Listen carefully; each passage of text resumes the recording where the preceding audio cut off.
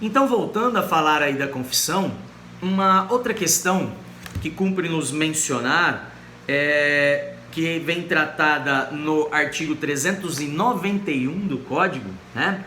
É a questão do litisconsórcio, ou melhor, quando há litisconsórcio, de que forma é a eficácia dessa confissão, quando apresentada por um dos litisconsortes, né? Diz aqui o 391, a confissão judicial faz prova contra o confitente, ou seja, aquele que apresenta a confissão, aquele que confessa o fato, não prejudicando, todavia, os demais litisconsortes, tá? Então, quando qualquer um dos litisconsortes confessar um fato, não se faz necessária a anuência dos demais com relação a esse fato. A prova, essa confissão, ela vai surtir efeito apenas contra o confitente, tá? Não fazendo prova com relação aos demais litisconsortes, conforme diz aqui o Código no 391. Porém, o fato deve ser um fato exclusivo da parte, não pode ser um fato comum, né? Ela tem que confessar apenas então um fato exclusivo, para que não se comunique para que não seja o mesmo fato, né? Relativo, atinente à parte, ao outro litisconsorte que integra o mesmo polo da relação jurídica processual. Tá? Porque se for um fato comum e algum dos litisconsortes contestar o fato, mesmo havendo confissão do outro, aquele fato será controvertido. Tá? Então, havendo dois réus, né, e que ali mencionam um fato comum, tá? Mencionam ali a título de defesa um fato que lhes é comum. Como, por exemplo, vamos imaginar um fato confessado ali por um sócio, né, da empresa que causou um dano a outrem, tá? Então, esse fato, por ser comum aos sócios, aos proprietários da empresa, ele vai, se um confessa, mas o outro contesta aquele fato, o fato ele se torna controvertido.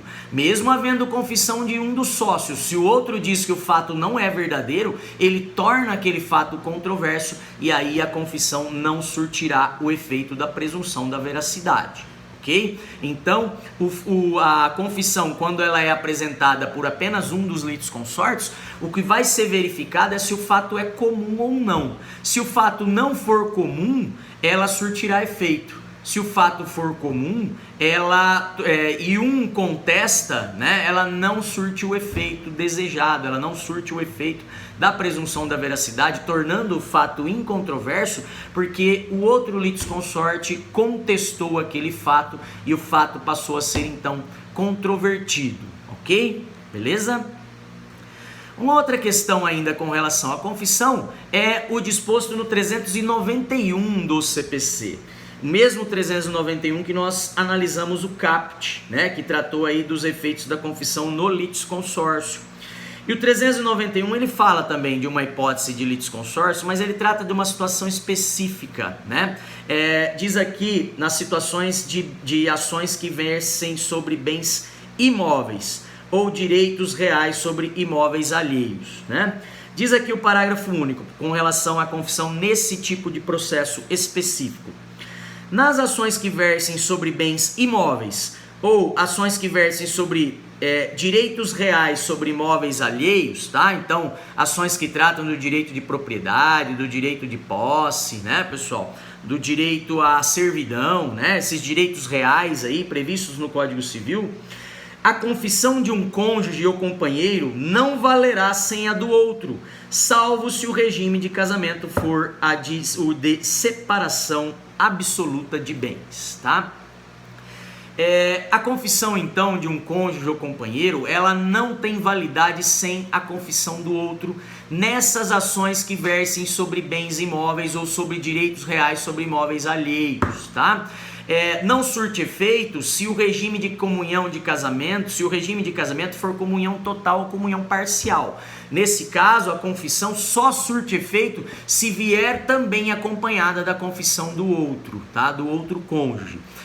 Mas se o regime de casamento é a comunhão, a separação total de bens, ou seja, cada um dos cônjuges tem um quinhão de bens próprios que não se comunicam com a do outro, né? Nesse caso da ação que versa sobre o bem de apenas um dos cônjuges, nesse caso a confissão ela tem validade, tá? Então, salvo se o regime de casamento for separação total de bens, porque aí a confissão é a respeito do bem da própria parte, apenas dela, não se comunicando com a do outro cônjuge, né? Nesse caso ela surte efeito.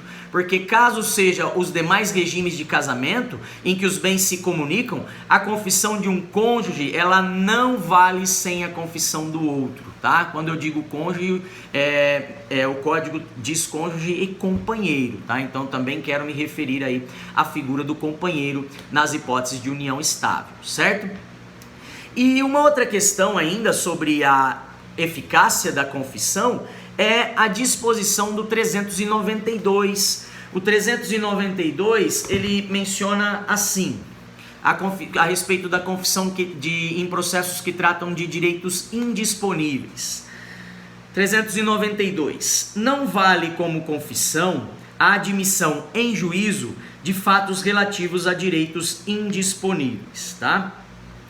Se a parte não pode dispor daquele direito, ela não poderá também confessar um fato constitutivo desse direito, tá? Ela não tem essa possibilidade, não se admite a confissão que recaia sobre fatos que tratam de direitos indisponíveis, tá? Então a confissão, como diz o 392, ela não vale, ela não será admitida em juízo, ela não será então eficaz, ela não surtirá efeito algum quando ela recair sobre fatos relacionados a direitos indisponíveis, tá? Então, se a parte ela não pode dispor daquele direito, ela também não poderá dispor-se, né, a confessar o fato constitutivo desse direito, tá? Então, ainda que haja confissão, o juiz não considerará aqueles fatos incontroversos, tá? O juiz, então, não vai dispensar a produção de prova a respeito daqueles fatos que tratam ali, que estão relacionados a direitos indisponíveis, tá? Então, nesse caso, ele determinará a produção de provas, mesmo havendo confissão, certo? Uma outra disposição, o 393 do CPC. O 393 do CPC, ele trata da confissão, né? Ele trata da perda da eficácia da confissão. Diz o 393, a confissão ela é irrevogável, mas ela pode ser anulada se decorreu de erro de fato ou de coação, tá? Então, a regra é que a confissão ela não se revoga depois de apresentada, tá? Ela é irrevogável, uma vez apresentada, não pode ser revogada. A não ser que ela seja apresentada por meio de um vício de consentimento, de vício naquele ato de confessar, tá? Então, ela vai poder ser anulada nestas hipóteses de coação, quando a parte então ela é forçada, coagida a confessar um fato, ou quando a parte confessa um fato incorrendo num erro, acreditando, né, que está confessando um determinado fato, que tem ciência com relação àquele determinado fato, mas na verdade ela está incorrendo num erro, ela está errada com relação àquele fato ocorrido, e aí neste caso, em razão do erro, né, na interpretação do fato, ela poderia também buscar uma anulação com relação àquela declaração prestada, com relação àquela confissão prestada, né? Então, a regra é que ela é irrevogável, mas ela pode ser anulada quando ela se dá mediante esses vícios, né, da coação, do erro, bem como quando ela ocorre mediante fraude ou dolo, né? A parte vai dolosamente e apresenta uma confissão, ou vai mediante um artifício fraudulento, né, mediante uma fraude, confessar um fato ao juiz, tá? Confessar um fato no processo, tá? Então, estas hipóteses, né, como coação, erro, dolo ou fraude, podem levar à anulação, a revogação da confissão, ok? Desculpa, a anulação, né? Ela não se dá pela revogação pela própria parte, mas sim a anulação pelo juiz, no caso, que vai identificar estas hipóteses de coação, erro, dolo ou fraude, tá? Essa anulação, O mais comum é se entrar com uma ação anulatória, tá? É uma ação própria que vai ser aberta por aquele que apresenta a confissão. Mas também nada impede dele vir no processo demonstrar para o juiz o vício naquele ato de confessar, no consentimento, né, na concordância em confessar aquele ato como verdadeiro. Ele pode apresentar isso nos próprios autos, tá? Já demonstrando para o juiz que o juiz não deve dar valor probatório àquela confissão, de que aquela confissão deve ser tida como ineficaz, dada ali a situação de anulabilidade, né, de ser anulável por conta de uma coação, erro, dolo ou fraude, tá? Então, o mais comum é entrar com uma ação anulatória, tá, para tornar aquela confissão ineficaz, através de uma análise pelo juiz, com produção de provas, né, a respeito da coação, da fraude, do dolo, do erro, para que o juiz, então, por sentença, venha declarar aquela confissão nula, né? Tornar aquela confissão nula, ok? E da mesma forma, porém, nada impede que essa discussão venha nos próprios autos, tá? Aí fica a critério da parte, certo?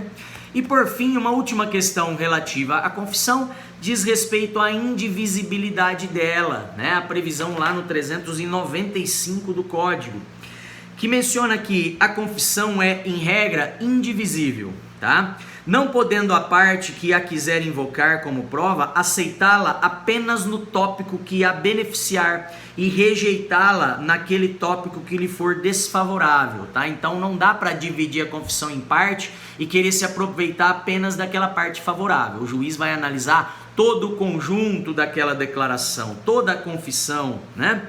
Diz ainda: podendo cindir-se quando o confitente lhe aduzir fatos novos, capazes de constituir fundamento de defesa de direito material ou de reconvenção, tá? Então é possível a cisão, a divisão, né? Apenas quando aquele que confessa traz algum fato novo, né? Capaz de constituir um fundamento de defesa para ele na qualidade de réu, ou até mesmo um fundamento de ataque, né, de contra-ataque, ofertado através da reconvenção, tá? Então, ele vai poder ali se utilizar de uma parte da confissão, caso ela venha a ser apresentada, para poder apresentar como matéria de defesa, tá? Ou como matéria de contra-ataque na reconvenção, certo? Mas a regra, essa na verdade é uma exceção, né? Mas a regra é, como diz aqui, em regra a confissão ela é indivisível. A parte vai ter que, o juiz ele vai analisar como um todo, tá? Então é isso que cumpre nos explicar aqui nesse último slide, na análise do último dispositivo que trata da confissão.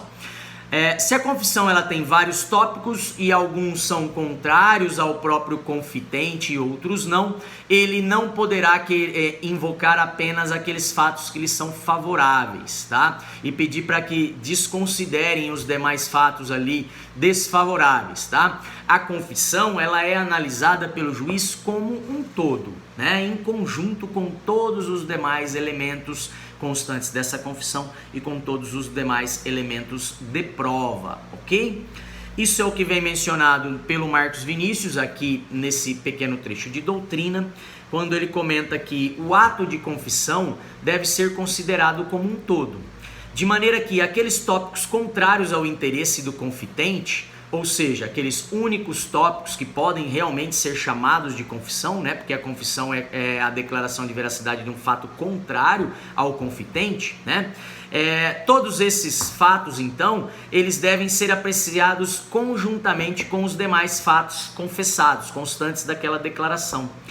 Caberá ao juiz, de acordo com a regra do livre convencimento, considerar o poder de persuasão do ato como um todo, dispensando ou não a produção de provas a respeito dos fatos confessados, tá? Então, essa regra fala da indivisibilidade da confissão, de que o juiz analisa tudo o que vem mencionado naquela declaração, naquela confissão, podendo os fatos beneficiar a parte contrária ou não beneficiar a parte contrária. E quando não beneficiar a parte contrária, essa parte é que pode cindir-se, é que pode ser separada para servir como elemento de defesa na contestação ou na reconvenção apresentada pelo réu, ok? Então aqui a gente encerra a análise da confissão, né, dessa declaração, que não é uma prova em espécie propriamente dito, mas que vem ali prevista no código, no capítulo que trata da confissão, das provas em espécie, desculpa, e voltamos nos próximos vídeos para tratar da figura da audiência de instrução e julgamento. Então chegamos ao final da instrução, trataremos da audiência de instrução e julgamento e depois passamos ao material que trata da tutela provisória, das tutelas provisórias no atual Código de Processo Civil. Obrigado mais uma vez e até o próximo.